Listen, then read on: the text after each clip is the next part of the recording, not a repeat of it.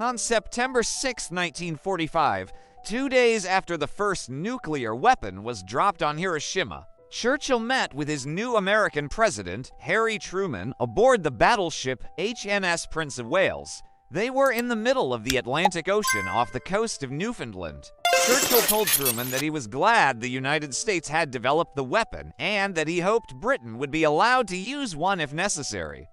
Truman replied that Churchill should consider it already in his possession.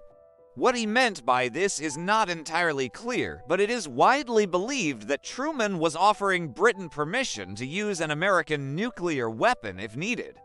Churchill would decline the offer.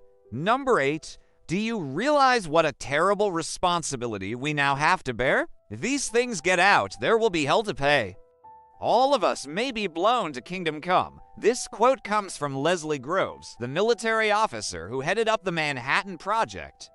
He was speaking to a colleague about the dangers of keeping nuclear weapons secret.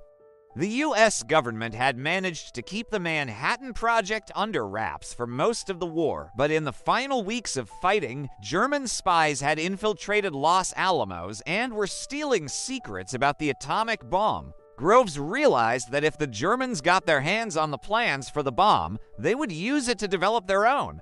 And if they did, the United States would have to nuke them anyway. So Groves ordered all of the documents related to the Manhattan Project to be burned.